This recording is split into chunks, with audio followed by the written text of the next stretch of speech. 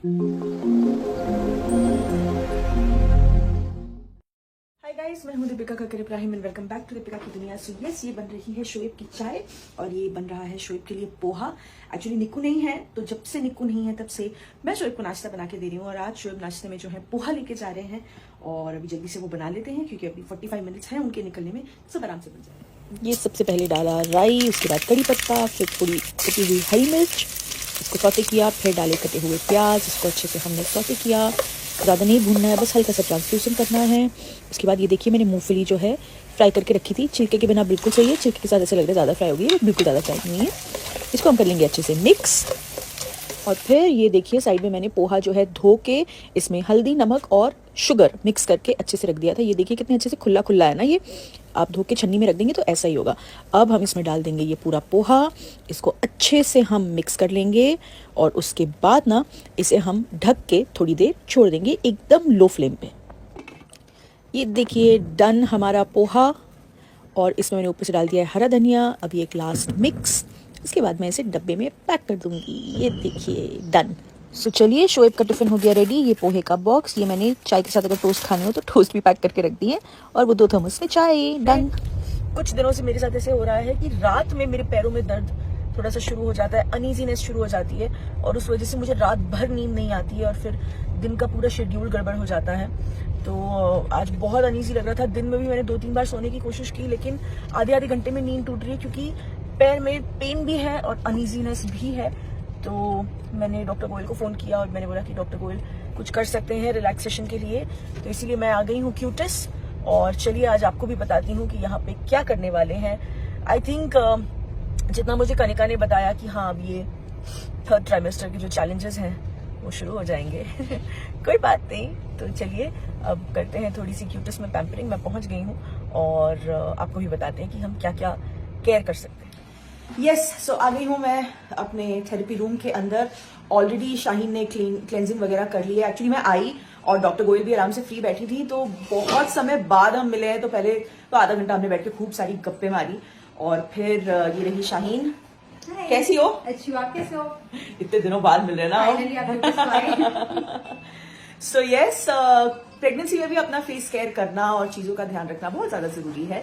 अपने आप को पैम्पर करना भी बहुत ज़्यादा ज़रूरी है, क्योंकि मदर ठीक रहेगी हर वे में, मेंटली, मतलब जस्ट अगर आपको खुशी भी मिलती है ये करके तो भी करना चाहिए, क्योंकि वही वाइब्स हम अपने बेबी को देते हैं। और अभी आज मैं ज़्यादा कुछ नहीं करा रही, आज हम सिर्फ क्लेंजिंग कर रहे हैं अच्छे से, और फिर ये मुझे रिलैक्सेशन अच्छे से करके देगी। जैसे कि मैंने कहा कि आज मैं बहुत एक थोड़ी सी टायर्ड फील कर रही हूँ, और इसके बाद मैं आपको बहुत अच्छी इन्फॉर्मेशन देने वाली हूँ कि प्रेगनेंसी में स्पेसिफिकली हमें स्किन केयर में क्या ध्यान रखना चाहिए, और मोस्ट इंपॉर्टेंटली क्या चीजें इज अ स्ट्रिक्ट नो। तो वो हम डॉक्टर गोयल से बात करेंगे, ठीक है? मेरे लिए तो ऐसे लग रहा है कि मैं गुड मॉर्निंग कर रही हूँ वापस से, बिकॉज मैं इतना रिलैक्स हो गई और इतने अमेजिंग तरीके से मैं थोड़ी देर के लिए सो भी गई थी। शाहीन ने बहुत अच्छे से मसाज वगैरह किया। सो अब यहाँ पे डॉक्टर गोयल मेरे साथ हैं। आज कितने दिनों बाद आई हूँ ना मैं? आई नो, बहुत अच्छा, बहुत दिनों बाद आई हूँ। सो यस, अब आई हूँ और मैंने अपनी रिलैक्सेशन की है। और स्किन केयर तो जैसे मैंने आपको बताया था कि मैम घर पे भेजती रहती हैं, तो my skin care is in place. लेकिन ये मौका आप सबको पता, हमने हर चीज शेयर की है। ब्राइडल स्किन केयर कैसा होना चाहिए, एंड NHR के बारे में डिटेल, नॉर्मल स्किन केयर में आपको क्या क्या करना चाहिए। तो अब ये आई एम श्योर एक बहुत बड़ी चीज है कि प्रेगनेंसी के दौरान, क्योंकि इतनी सारी चीजें हो जाती हैं, लेडीज खुद थकती हैं, ऊपर नीचे होती हैं बहुत सारी चीजें, तो कई बार हम स्किन पे ध्यान नहीं देते। सो आप प्लीज जल्दी से क्विकली बताइए कि घर पे रह के क्या किया जा सकता है, यहाँ पे आके क्या ट्रीटमेंट्स की जा सकती हैं, एंड क्या ट्रीटमेंट्स अवॉइड करनी चाहिए, क्योंकि ये एक बहुत इंपॉर्टेंट चीज है। क्योंकि obviously the baby is inside you, so there are too many things that we need to avoid, and there are too many myths also. So please.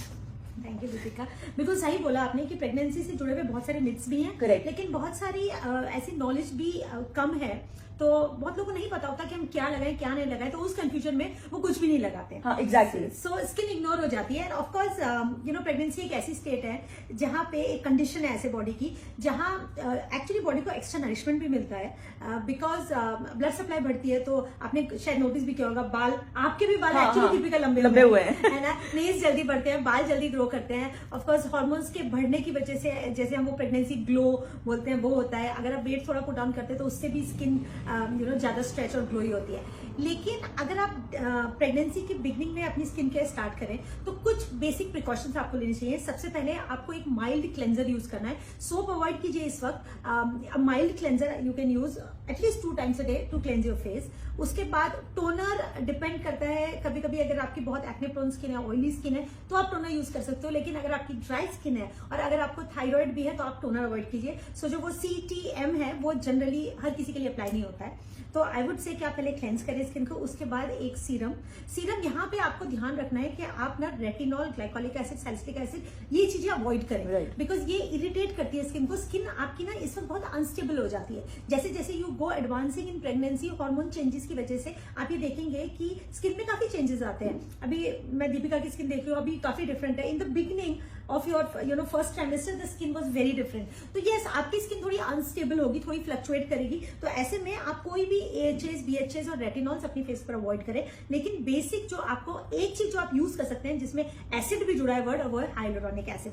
Actually hyaluronic acid नहीं है, ये एक मिसनोमर है। तो morning में face wash करके hyaluronic acid लगा के फिर यूज अ मॉइस्चराइजर। और सनस्क्रीन आपको डेफिनेटली यूज करनी है, बिकॉज इस वक्त स्किन में बहुत मेलेनिन बनता है। तो आप देखेंगे कि निपल्स या स्टमक एरिया बहुत डार्क भी हो जाते हैं, बिकॉज ये ऐसा नहीं है कि पिगमेंटेशन बढ़ रहा है, आपकी बॉडी में ना इन एरियाज में एक्सेस मेलेनिन बनता है। हमारे यहाँ पे नेवल से नीचे प्यूबिक एरिया तक एक व्हाइट लाइन होती है जिसे हम नॉर्मली मेडिकली लीनियर एल्बा बोलते हैं, वो लाइट रहती है। लेकिन ड्यूरिंग सेकंड ट्राइमेस्टर वो डार्क हो जाती है और उसे लीनियर नाइग्रा बोलते हैं। हाँ, अगर आपके फेस पे कोई मोल्स या फ्रेकल्स हैं जो थोड़े सोए हुए पड़े हुए हैं, वो भी डार्क हो जाते हैं during pregnancy. So basically susceptibility ज्यादा बढ़ जाती है, बिकॉज उन एरियाज में मेलेनिन प्रोड्यूस ज्यादा होता है। तो इसलिए सन प्रोटेक्शन इंपॉर्टेंट है। मैं हमेशा वैसे ओरल सनस्क्रीन की बात करती हूँ, लेकिन ड्यूरिंग प्रेगनेंसी आप वो अवॉइड कीजिए। तो you can use topical sunscreen, और अगर ये पॉसिबल नहीं है तो आप बेस्ट सनस्क्रीन तो कपड़े so, आप फुल स्लीव क्लोथ्स पहन सकते हो। अगर आप ट्रैवल भी कर रहे हो तो लूज कपड़े पहनिए, लेकिन वो कवर होके रहे, तो आपकी उतनी सनस्क्रीन की नीड कम हो जाती है। लेकिन ऑफकोर्स फेस पे सनस्क्रीन आपको लगानी चाहिए। प्रेगनेंसी में आई एडवाइस कि आप ट्वाइस अ डे लगाइए सनस्क्रीन। और क्योंकि वैसे भी अगर आप सनस्क्रीन से पहले भी should wash our face, right? You should wash जब हम रीटच कर रहे हैं। आप रीटच कर रहे हो नहीं, उसमें it's okay, you can reapply, you don't have to wash. नहीं तो you will over dry the skin. अगर आप फिर पूरा प्रोसेस करोगे तो ओवर ड्राई कर दोगे। हाँ, तो first time you cleanse, you put the serum, preferably hyaluronic acid, which is a good serum which you can use in throughout the pregnancy. Then use a moisturizer and then you put a sunscreen. And हाँ, अगर आप makeup भी लगा रहे हो, so it's okay once you are aware कि makeup में ingredients क्या है, is it pregnancy safe, but that makeup also should go on the skin now.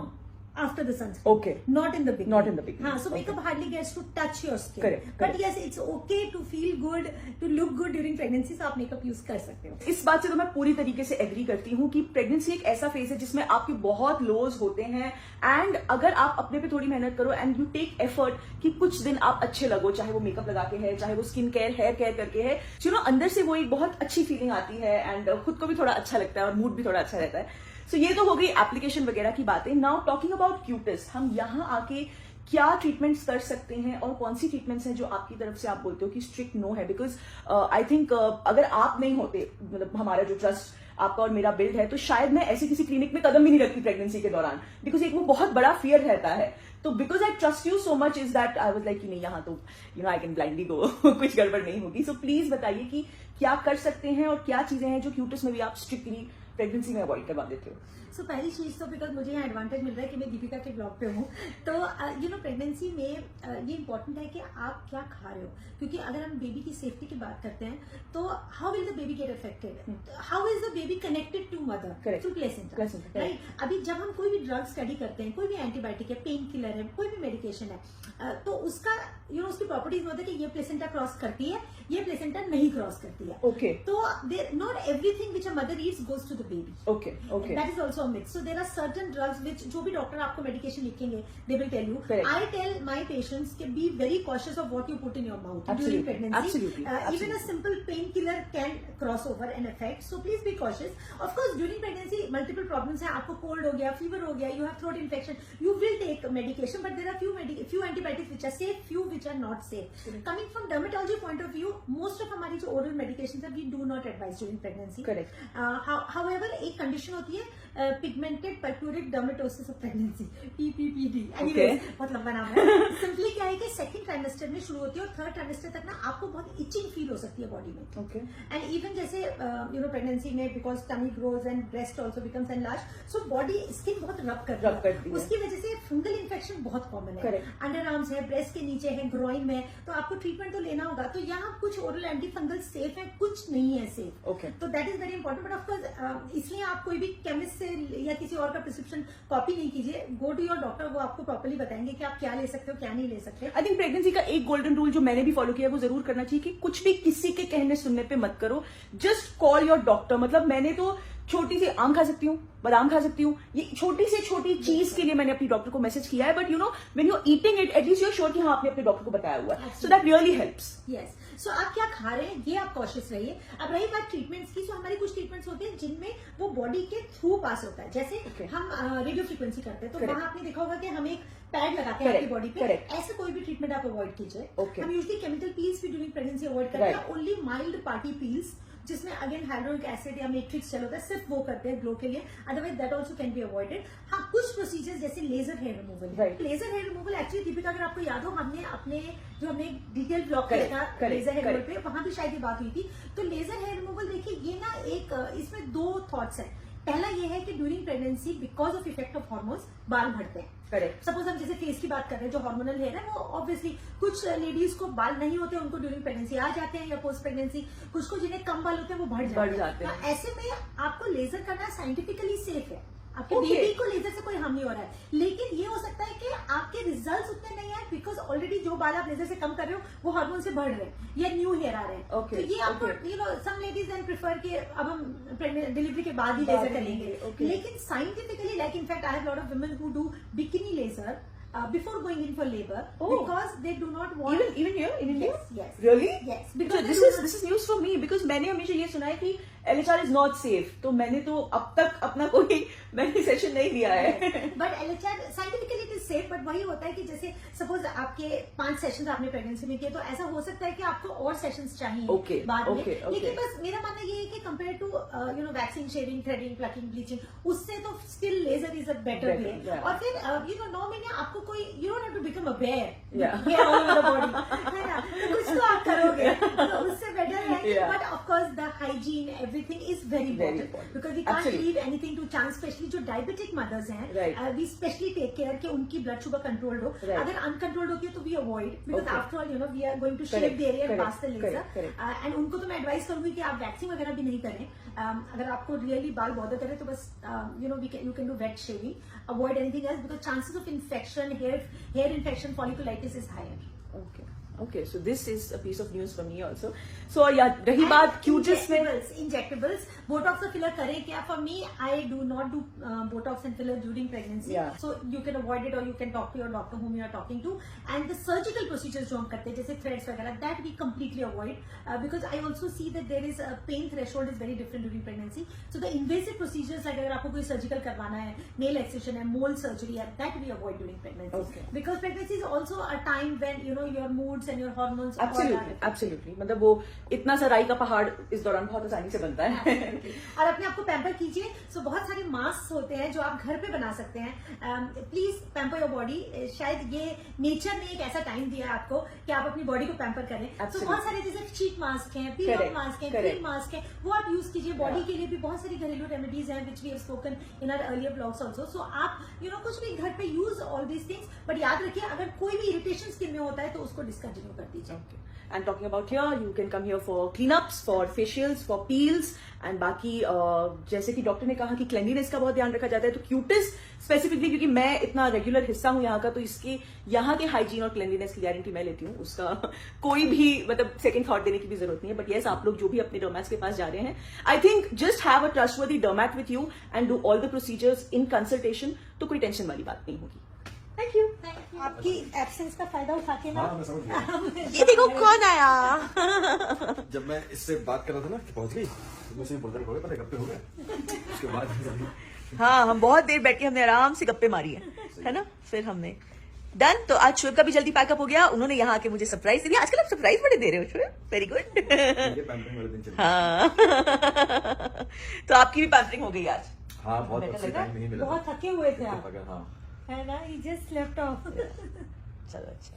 So, ये थी कल की क्लिप जब मैं गई थी क्यूटस और वहां पे शोएब भी आ गए मुझे सरप्राइज देने के लिए और लगे हाथ शोएब की भी स्किन पैम्परिंग हो गई एंड ढेर सारी इन्फॉर्मेशन जो डॉक्टर गोयल ने बताई जेन्युइनली काफी चीजें मुझे भी नहीं पता थी but you no it's all about आप जिस चीज के लिए कन्विंस्ड हो लाइक ये सब मैम से सुनने के बाद भी शायद मैं कन्विंस नहीं होंगी कि मैं एलएचआर करूं तो मैं नहीं कर पाऊंगी एंड मैम नोज दैट लेकिन येस 100 बात की एक बात अपने पर्सनल एक्सपीरियंस से मैं सारी एक्सपेक्टिंग मदर्स को ये बोलना चाहूंगी कि अपना बहुत ख्याल रखें और जहां जहां मौका मिलता है खूब पैम्परिंग करें एंड खूब इंजॉय करें स्पेशली जो सेकंड ट्राइमेस्टर होता है उसमें क्योंकि उसमें आपको काफी कंफर्ट जोन रहता है एंड अभी मेरा 3rd ट्राइमेस्टर जस्ट स्टार्ट हुआ है तो अभी भी मेरी जो एनर्जी वगैरह है वो काफी अच्छे से मेंटेन्ड है बस छोटे मोटे इश्यूज हैं जैसे कि वो लेग की स्वेलिंग में आपके साथ शेयर कर चुकी हूँ एंड ऑफ लेट मुझे रात में बिल्कुल नींद नहीं आ रही है तो उस वजह से मेरा दिन पूरा गड़बड़ा जाता है बट मैं दिन में सो लेती हूँ so as long as I am completing my sleep that's okay so yes ये था एक काफी अच्छा खासा